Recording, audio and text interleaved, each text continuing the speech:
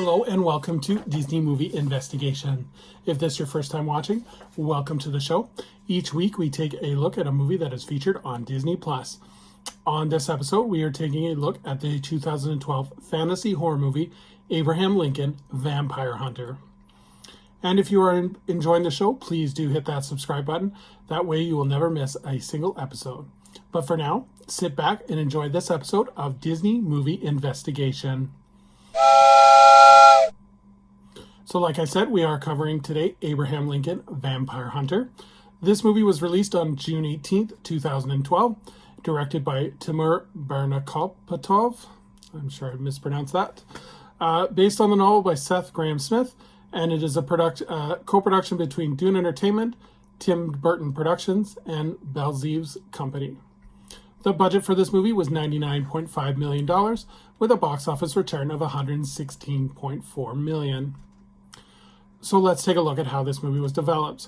The movie was announced in March of 2010 when Tim Burton and Bakhmatov purchased the film rights. Fox won the bidding rights in October of that same year. And actors in the running for the title role were Adrian Brody, Josh Lucas, James Darcy, Oliver Jackson Cohen. This movie was filmed in Louisiana, and it was also filmed in 3D. Originally, it was scheduled to come out in October of 2011, being a horror Halloween type movie, but the movie was pushed back to June of 2012. So let's take a look at the cast. So in the cast, we have Benjamin Walker, who plays Abraham Lincoln, Dominic Cooper, who plays Henry Sturgis, Anthony Mackie, who plays Will Johnson, Mary Elizabeth Winstead, who plays Mary Todd Lincoln, Abraham Lincoln's wife, Rufus Swell, who plays Adam, and Martin Koskas, who plays Jack Parts, the villain. So in terms of the plot, at age 9, Abraham Lincoln witnesses his mother being killed by a vampire, Jack Parts.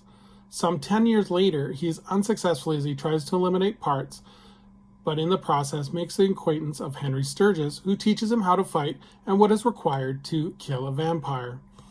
The quid pro quo is that Abe will only kill those vampires that Henry directs him to. Abraham Lincoln relocates to Springfield, where he gets a job as a store clerk, and he studies the law and kills vampires by night. He also meets and eventually marries the pretty Mary Todd, as well as they have a son together. And many years later, as President of the United States, he comes to realize that the vampires are fighting with the Confederate forces during the Civil War. As a result, he mounted his own campaign to defeat them. So would I recommend this movie? First, the positives. The movie has some really good action sequences. An example of this is there is a sequence where Abraham Lincoln and Jack Parts are fighting an epic battle scene in the middle of a stampede of horses, and there's a really cool sequences where they're fighting they're jumping from horse to horse, kind of like in modern times where they would jump from car to car. So this is a really cool sequence. This movie, you can tell, was easily meant to be 3D because there's a lot of the action sequences that are slowed down for some really interesting 3D shots. So that I think is really cool. Unfortunately, that's about it in terms of the positivity of this movie. Unfortunately, the story is just not engaging and the characters are not memorable. They decided to create a new mythology regarding vampires. Like the traditional vampires is you kill them by putting a stake through their heart. Unfortunately, this one they decided to scrap all that out the window, and they decided that Abraham Lincoln should have a silver-tipped axe, and that's the way to kill the vampires.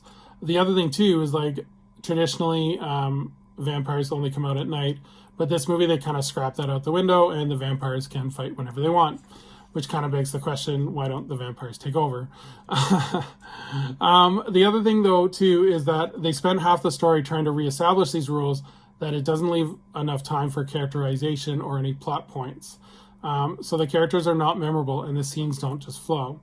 At the end of the movie, it was almost like, what did I just watch? Like, it just didn't flow and wasn't any type of kind of memorable scene other than the one with the horses. For example, as well, there's a scene where Lincoln's son, spoiler alert, has died, and because of vampires, and there's no real emotional connection because they haven't established Abraham Lincoln as a sympathetic character, and they've not spent the time to develop the relationship between Lincoln and Mary Todd. So again, the death of the child of Lincoln just falls flat. I also wonder too, how successful was this movie going to be, because Abraham Lincoln is a historical figure in the United States, but I don't know how well that translates into internationally. And so you're taking a historical figure and spinning it into a vampire movie. Outside of the United States, how many people really even know who Abraham Lincoln is? Or, and I'm sure a lot of people know who he is, but I don't think they have the sentimental attachment that Americans do. So the movie was kind of doomed from the get-go. So overall, I would say with this movie, it's a definite pass. If you want to really check out some of the memorable scenes, they are available on YouTube, and you can save yourself an hour and 45 minutes. So yeah, that's pretty much it for this movie. There's not a lot to talk about. Unfortunately, the movie was a one and done. Yeah, it's not, I don't think there's going to be any sequels anytime soon. And the movie just barely made over its box office. So again, not one you're going to invest any more money into. So thank you so much for joining us on this episode of Disney Movie Investigation. Please comment below if you've seen Abraham Lincoln Vampire Hunter, and if you think I'm wrong, totally feel free to leave a comment below and tell me what you like about the movie. And so be on the lookout for our next episode, as we are going to cover our June bonus poll as voted by you, the listener, or the viewers, on our Facebook page, and we are going to be covering the movie Now You See Me. But until next time, I hope you have a magical day, and we will see you real soon.